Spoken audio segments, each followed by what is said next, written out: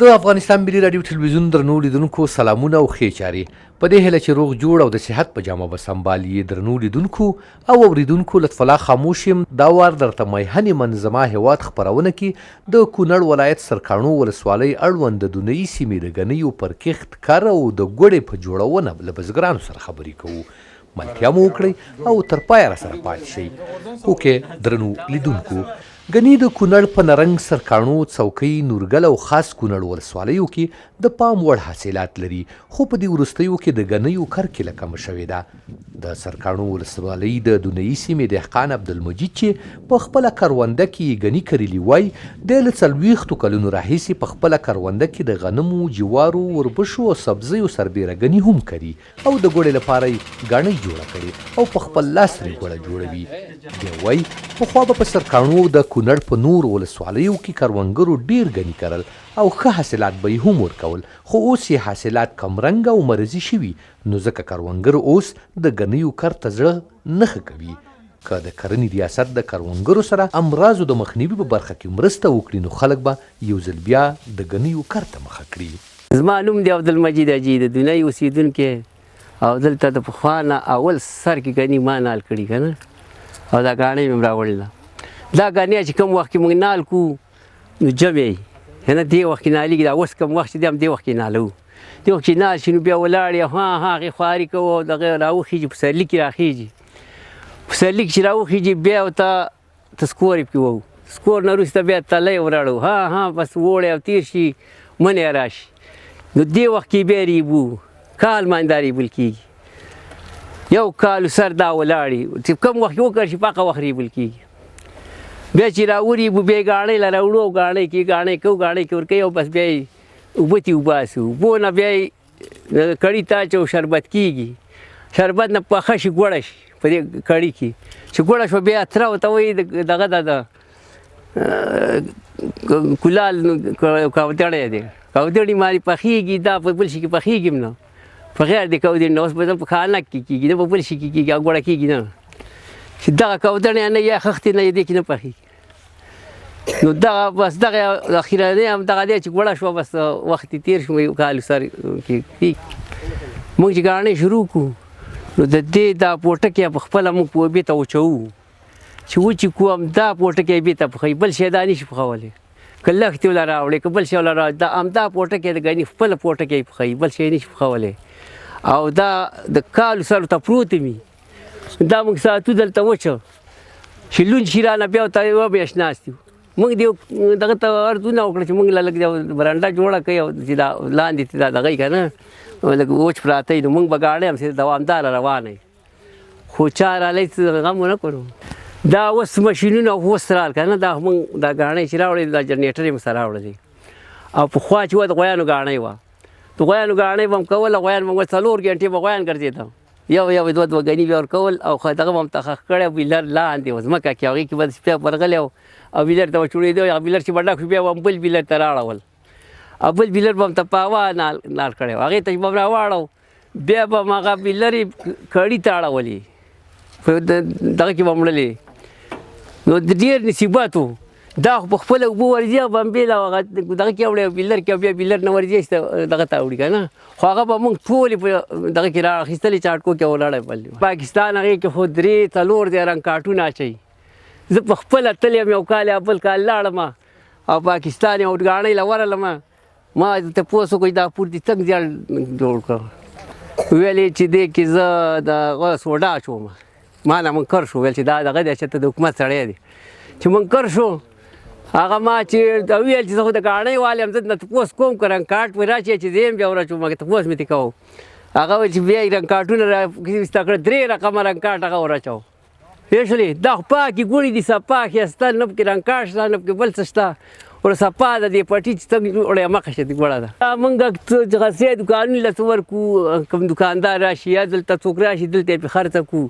خو زه د ګوړو موږ منډۍ نشته چې منډۍ جوړه کړي او دا ګوړه ورځي او هغه منډۍ کې خرڅېږي. د حکومت دونه دغه توجه دې ته ونه کړه. او نو ته بېرته راغل څوک رال دې چې دې وطن کې شی شته که نه شته. په دې وطن کې څونه ګنې او څونه خلک مصروفه دي په دې ګنو او په دې ګاڼو.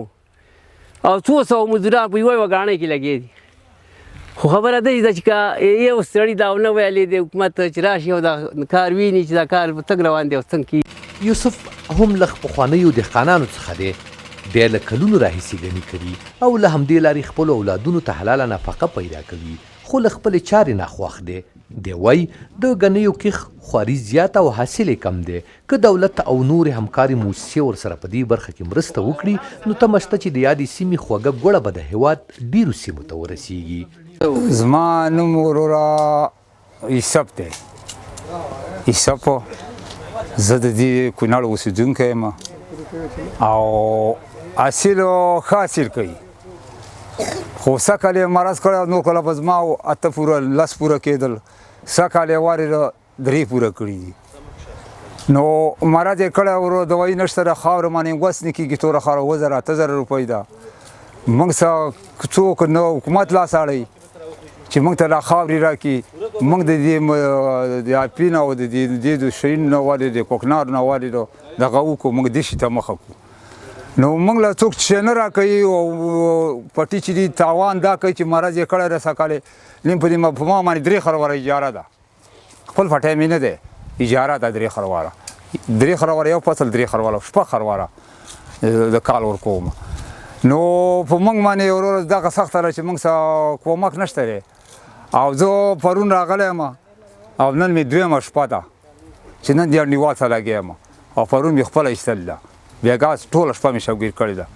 نو نن د شپه شوګیر راله، سترګه مې خوږېږي، ګټه یې موږ ته ونه کړه، دې ګنو تاوان کې دی. نو دا د کال دغه ده، نو د کال کې دا حاصل ورکوي دا ګنی یو فصل، او هغې نه وروسته بیا یا پې غنم وکړو یا داسې پرېږدو.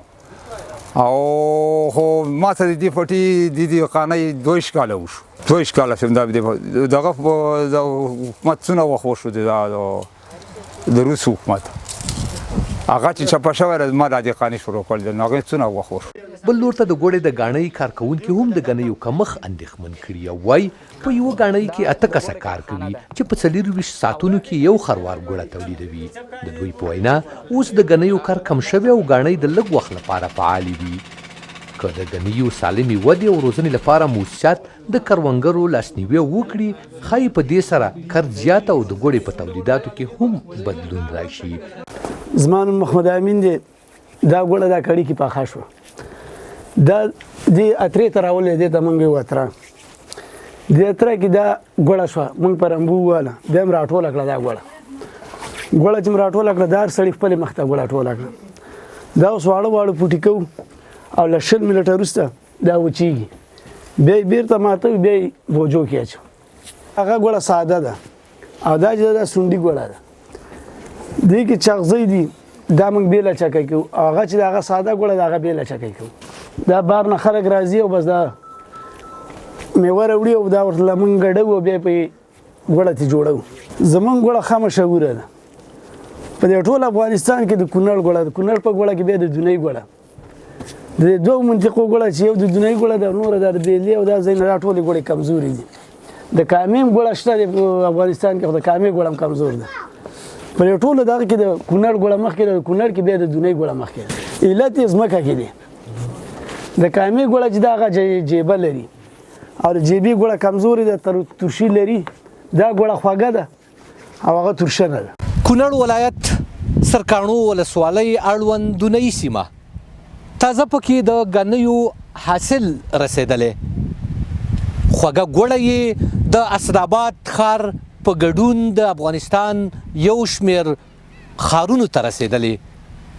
د دې سیمې خلک وایي د کونړ نورو ولسوالیو پرتله د دې سیمې آب و هوا د ګنیو دپاره مناسب ده. محمد لایق سمون چې د کونړ مرکز اسداباد ته دونۍ سیمې ته راغلی، غواړي چې په ګاڼۍ کې د خپلې خوښې ګوړه جوړه کړي. سمون وایي د کونړ د ډېرو سیمو ګوړه خوږه ده، خو د سرکاڼو ولسوالۍ اوبه او هوا د ګنو د کر لپاره ډېره برابره ده، نو ځکه هر کال د ده په څېر زیات شمېر خلک د ساده او د خپلې خوښې ګوړې د پیر لپاره همدې سیمې ته راځي. زما نوم محمد لایق سمون دی. زه د مرکز اسداباد نه راغلی یم سرکاڼو ولسوالۍ اړوند د دونۍ سیمې ته، او دلته چې دی ما د ځان سره 1 کیلو چارمغز چې دي دا مې میده واخیستل او دلته راغلو فرمایشي ګوړې دپاره مې ورکړه تر څو ښه فرمایشي ګوړه جوړه کړم تقریبا د 1 دړۍ یا د 1 من فرمایش مې ورکړی دی چې ملګري دوستان راشي په شین چای کې یو ښه بنډار برابر کړو دغه د کونړ له ګوړې نه خوند واخلي. دا د ارزې ګوړه چې ده دا مې استعمال کړې ده پخوا مونږ ګوړه چې ده د چارسدې نه دغه سیمو نه راوړله د کامې نه د افغانستان د نور ولایتونو نه خو کم خوند چې د کونړ په ګوړه کې دی او بیا د دونایي په ګوړه کې دی دغه خوند چې دی په هغه نوره ګوړه کې نشته د کیفیت هم ښه دی صفایي هم ښه ده او بل د کونړ ابو هوا او د تاثیرات هم دي اوبه هم ښه ده نو ډېره خوږه ګوړه یې ورکړې ده. د کونړ د کرنې او مالدارۍ رئیس محمد ابراهیم شاهین مني چې په کونړ کې د ګوړې ښه ګني کیږي خو کروندګرو ته یې حاصل په لوړه بیه پریوځي. یو لامل یې دا دی چې اوس په کونړ کې د ګنیو کار کم شوی او پر ځای کروندګر سبزي کري چې د هغوی ګټه دهقان ته ډېره ده. نوموړی وایي دوی له کروندګرو غوښتي چې د مرضونو نمونې راوړي تر څو په اړه یې پلټنې وکړي. د کرنې او مالدارۍ رئیس شاهین زیاتوي چې دوی د نړیوالو موسسو سره خبرې کړي تر څو د کونړ په هغو ولسوالیو کې چې اوبه او هوا یې د ګنیو کر لپاره مناسب وي د دهقانانو لپاره پراخ پروګرامونه جوړ کړي تر څو په دغه سیمو کې خلک ګني وکړي. تاسو ته بهتره معلومه ده چې د کونړ ولایت په اکثره ولسوالیو کې موږ د حفاظي نباتاتو مدیریتونه لرو چې دوی الحمدلله د دهقانانو سره همیشه همکاري کړې ده او همکاري کوي. خو یو مشکل چې موږ لرو هغه دا ده چې موږ سره کم امکانات شته دي الحمدلله دا موږ د دهقانانو په لاس ورکوو او دوی سره په هغه خپلو امکاناتو مطابق خپله همکاري کوو.